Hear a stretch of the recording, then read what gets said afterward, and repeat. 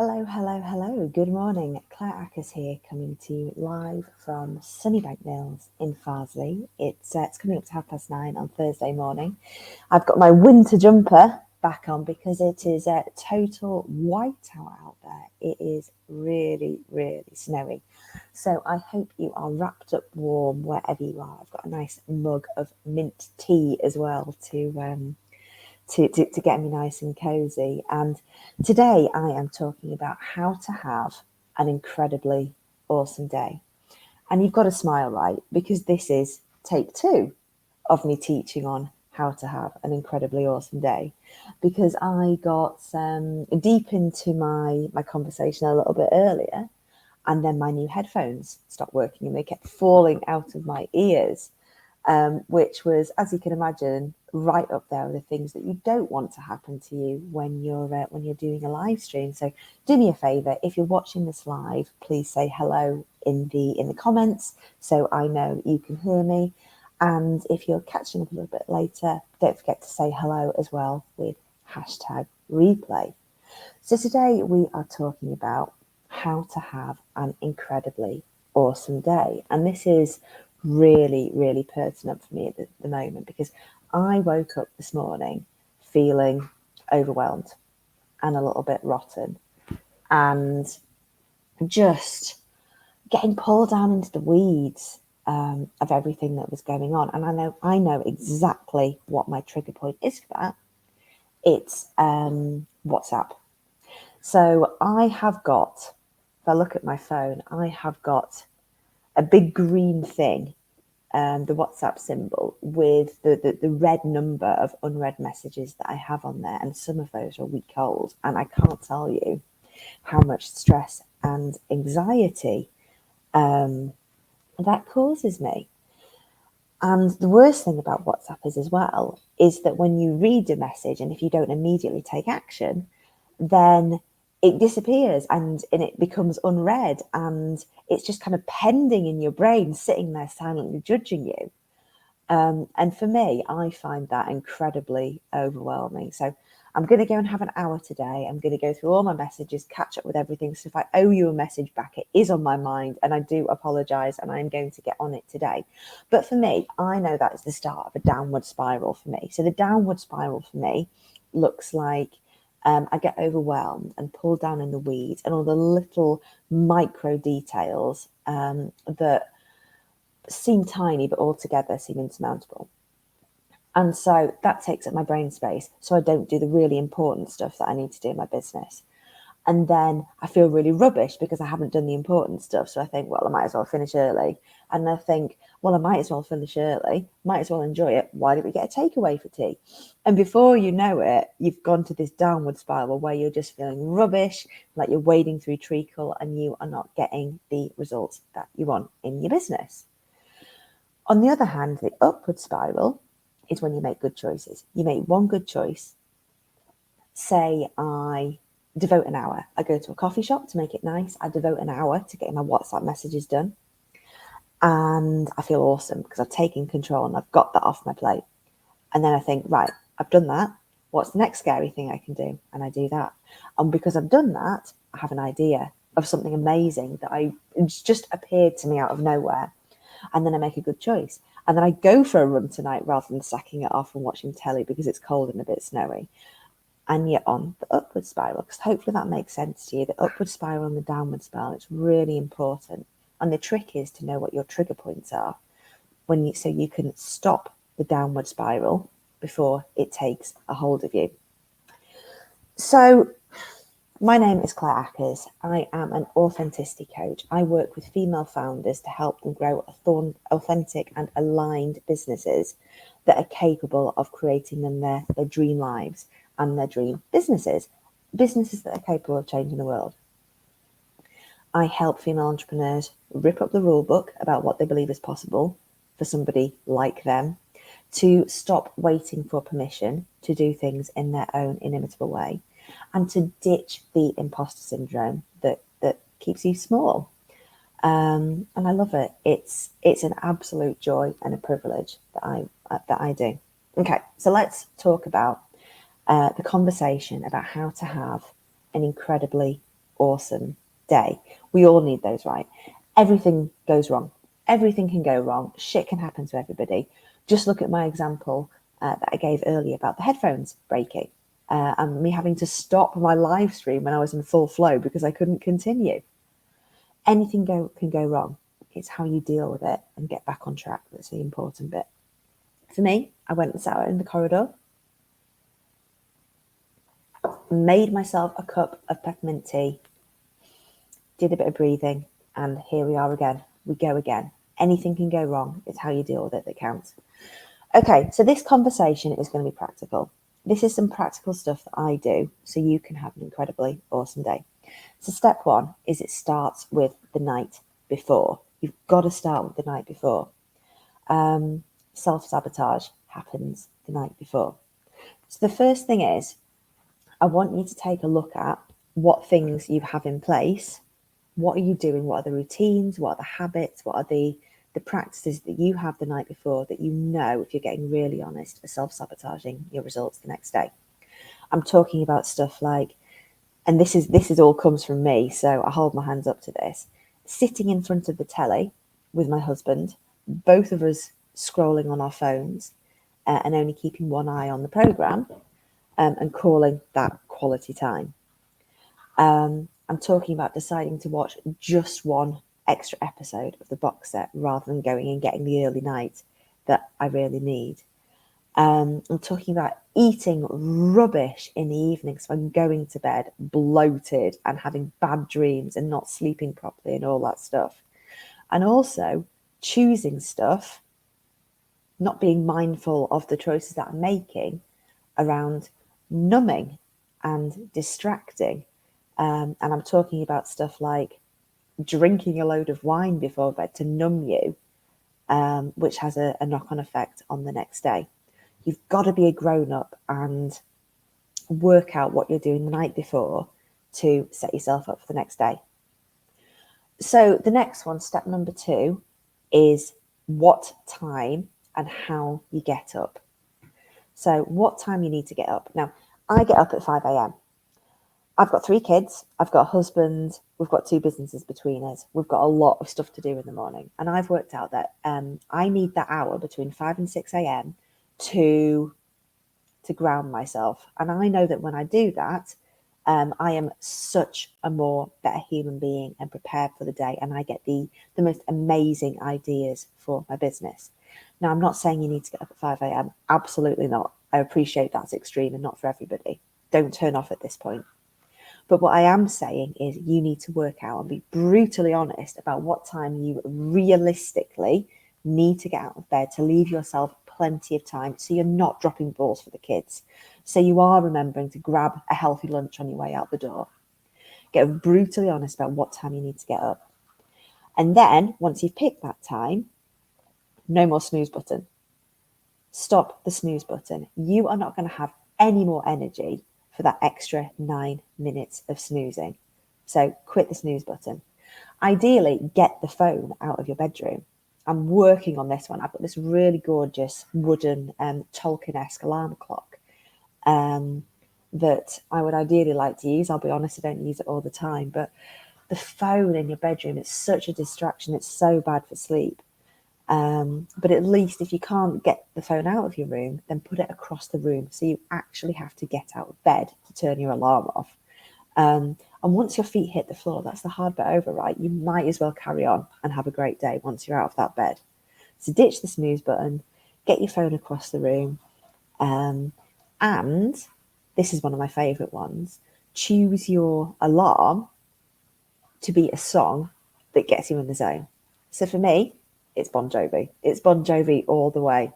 I know when I hear that song, it's a cheeky little reminder to have a bit of fun and the mission that I've set for myself. So that's that anchor. First thing you hear is a song that makes you feel in the zone. Okay, so step number 3 is move your body as soon as you get out of bed. So for me, that is 20 minutes of yoga. And sometimes I follow a routine. I love Adrian on YouTube. And sometimes, like this morning, I just do it intuitively. So I find it really special to have that dead quiet in the morning. It's just me and my yoga mat, and I'm moving intuitively, not following any routine, not working to any sort of structure, just doing instinctively, listening to my body and being on the mat. So you've got to pick the activity that works for you. It might be 10 press ups, whatever it is, but you're just moving your body and waking it up and getting those muscles moving, the blood pumping, and waking up in a good way. And then step number 4 is nourishing your mind. I spend 20 minutes doing either meditation or a bit of breath work or a bit of hypnosis or EFT tapping. But whatever it is, pick something that nourishes your mind. Insight Timer is absolutely incredible. It's free, and there are thousands of different tracks on there. You can pick them by duration, you can pick them by genre, what you fancy that day. I did an amazing one recently on tapping into your divine feminine in honour of International Women's Day. So whatever topic you fancy, there's something on there. But it's about getting quiet. That's the purpose of step number 4, nourishing your mind. Listening to birdsong. It's been proven that listening to 1 second of birdsong can give you up to 8 hours of positive benefits. It's just that tuning into nature, getting quiet, listening to your inner voice and connecting and grounding and giving yourself that space before the day starts, really. So that's step number 4. Then step number 5 is taking action. It's time to take action. So my favourite way to take action is to journal. 20 minutes of journaling. And my favourite thing that I'm doing at the moment is gratitude journaling. So writing down 10 things that I'm grateful for and taking the time to really feel that gratitude, not just writing down things arbitrarily, but actually taking time to feel that gratitude and write it down and capture like really specific things. And it doesn't matter what they are, you're just bringing up those feelings of gratitude. Strategizing is awesome as well in this section. So just writing down what you want to do in your day, what strategies you've got, what your priorities are, what boundaries you have, what you want to say no to. But basically you are writing pen to paper, and it's important that it is pen to paper rather than typing, because it's that beautiful flow from brain to paper without having a screen or a keyboard in the way. But just getting that plan down on paper so you are clear on what you want to achieve that day. And that there is nothing that's going to happen in that day that you can't cope with, because you can do awesome things. And then finally, step number 6 is about taking massive action.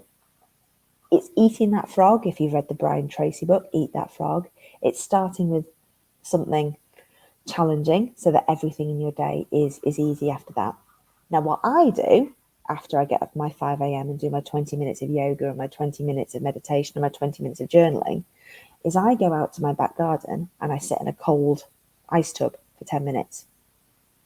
And again, I know that's extreme, and I'm not saying you have to do it, but you need something like that, something that shakes you, something that transports you into a different state, something that allows you to connect with your higher self. And I can get the same clarity, creativity, euphoria from 10 minutes sitting in that cold water, watching the sky and the birds, than I get from an hour's meditation. I don't say that lightly, but it has been an absolute game changer for me. I absolutely love it. Send me a message if you would like any tips on how you might introduce that into your routine. But whatever it is for you, you've got to take massive action. You've got to just get out there and do something that sets your stall out for the day. Okay, I want to give you some advanced tips on all this stuff. This is the stuff that's really going to move the needle for you. Advanced tips on that setup that I've just gone through with you. So advanced tip number 1 is picking 3 non-negotiables. 3 essential standards that you are going to achieve today no matter what. And these might come to you when you're moving your body. These might come to you during meditation. These might come to you when you're strategizing. But you're going to write down your 3 non-negotiables for the day that you are going to achieve come hell or high water. And this means that you're not going to get overwhelmed, because you know what you've got to focus on that day and you can set a boundary around anything else. It means that it's only 3 things, so it's not too much to do. Anybody can do 3 things. And it means that you're not going to procrastinate and be a busy fool and fill your to-do list with stuff that makes you look very, very busy and important, but is actually not going to move the needle for you. So set your 3 things and then go for them no matter what. You can also set boundaries around being pulled into the weeds, because it's not on my list for today, I haven't got time. And you can just prioritize and stop being pulled into other people's fires. Have you heard that phrase that your failure to plan does not constitute an emergency on my part? I love that one. It's allowed me to set a boundary over many situations. And then the second advanced tip I have is listening for the nudge. Now, again, this nudge, you might call it your intuition. You might call it your inner wisdom. You might call it your spirit guide, whatever name you have for it, you're listening for that nudge. And it might come to you during the yoga or the moving your body. It might come to you during the meditation or the hypnosis or the EFT. And it might come to you when you're strategizing. Mine normally comes to me when I'm sitting in my cold tub. But it's that nudge, it's that mischievous voice that whispers, this is what you've got to do today. Or it might be just a wise thought of, forget about that stuff. This is the real priority for you right now. But you've got to learn to listen to it, because it is there inside you. That is your feminine energy guiding you towards what the right next step is for you. So first step is listening for it. And then the second step is learning to trust it and taking action on it. So this morning, and that's what inspired this whole conversation today, really. This morning, my nudge said, you've got to rearrange your office. I have no idea where that came from. And the look of dread that came over my husband's face, because I share an office with my husband, when I announced to him that we needed to rearrange the office, because I need to be sitting next to the window and I need a new dreaming chair. I need a new chair where I can sit and look out the window and allow the ideas to come to me. I need that. I don't know why I need that. I don't know the ideas I'm going to have. I don't know what the business case or the logical reason is for that, but I know that I need that. That is my nudge. So that's what I'm doing today. When we finish this conversation in a moment, I'm going to go and make a plan, fortified by coffee, of course, to go and make that happen. But I'm going to follow that nudge, because I know that is the right next step for me. I've learned to trust that voice. And honestly, when you learn to do that, magic is going to happen for you. So these are your steps to set yourself up to have an incredibly awesome day. My final invitation for you is to benchmark how you are doing on being an authentic and aligned female founder. Now, I've created a scorecard to help you figure out your score for where you are at the moment. It's free. It takes 3 minutes to take the scorecard, and you are going to get a personalised report at the end of it of some actionable steps of what you can do to improve in your business. I'd really recommend that you take this scorecard if you are serious about growing an authentic and aligned business, and you're determined to have it, or don't want to settle in your business. You want to be incredible, you want to change the world, and you want to do it in your own inimitable way. So there's a link to the scorecard in the notes for this conversation. Do please send me a message. I'd love to hear your thoughts on this episode. And thank you for tuning in, and have a lovely day.